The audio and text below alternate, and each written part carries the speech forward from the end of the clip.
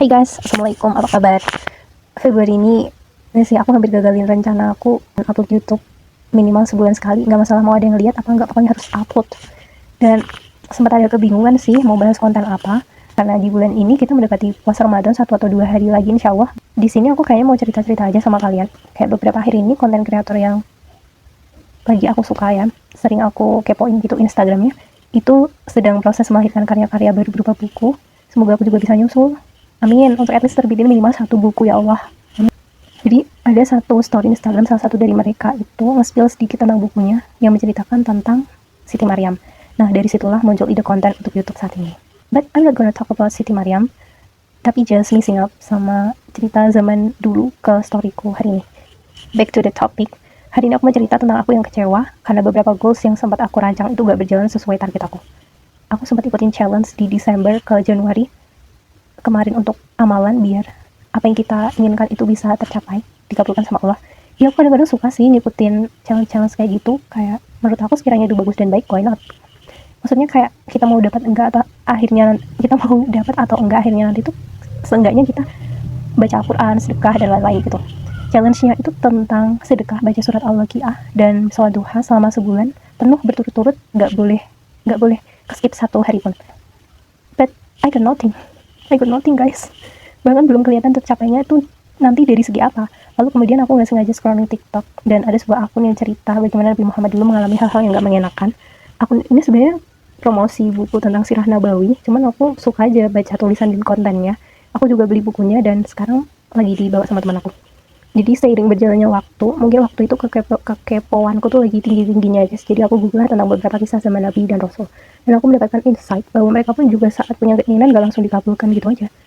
Malah dikasih waktu, maksudnya tuh kayak Allah tuh mengabulkannya itu di akhir waktu mereka emang benar-benar butuh itu. Kayak contohnya itu harus melalui proses dulu, kayak Nabi Musa yang dikejar-kejar sama Fir'aun sebelum akhirnya Allah menenggelamkan Fir'aun ke lautan. Habis itu juga Nabi Yunus yang ditelan paus sebelum akhirnya dimaafin sama Allah, dan banyak lainnya cerita-cerita ya.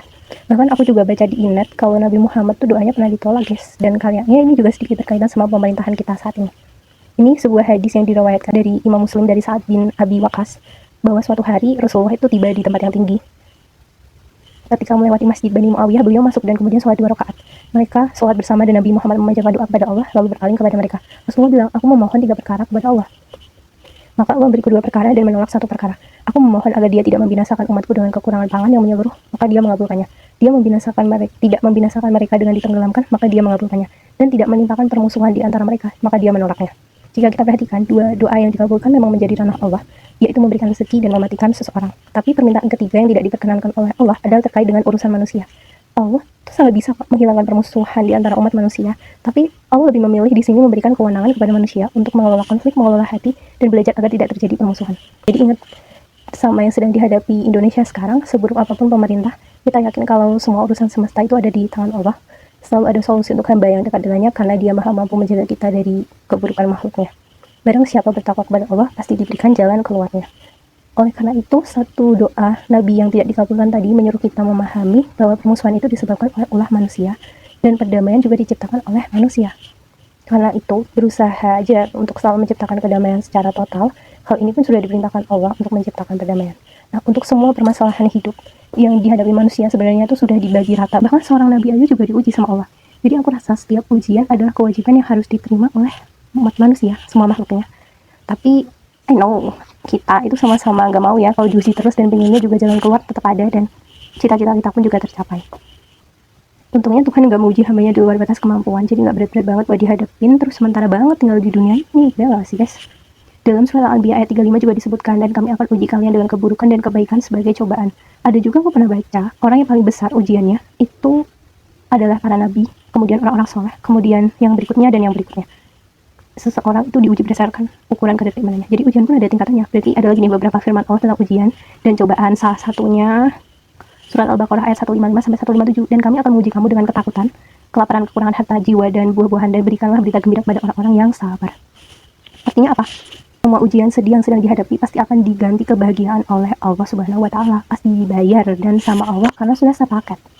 Ujian yang Allah beri pasti disertai jalan keluarnya sebagaimana firman-Nya di surat Al-Insyirah ayat 5 dan 6. Sesungguhnya sesudah kesulitan itu ada kemudahan. Sesungguhnya sesudah kesulitan itu ada kemudahan. Seperti kisah yang sedianya kita tahu sebagai umat Nabi Muhammad ya guys. Yang mana Nabi kita aja dulu dikasih Allah masalah bertubi-tubi, dari yang mulai baru lahir udah jadi yatim, kehilangan paman dan istrinya Khadijah di tahun yang sama, dan pengalaman-pengalaman buruk yang beliau hadapi saat hijrah ke Mekah dan Madinah.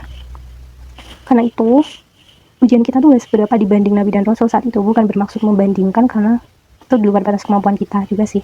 Jadi yang bisa dipelajari dan dari kita adalah bagaimana menghadapi ujian yang diberi Allah saat ini biar lebih kuat fondasinya, lebih banyak pahala dan rahmatnya, dan lebih membawa keberkahan untuk diri kita sendiri. Oke, jadi itu aja sharing kali ini. Jadi teman-teman jaga kesehatan dan tetap semangat. Bye-bye.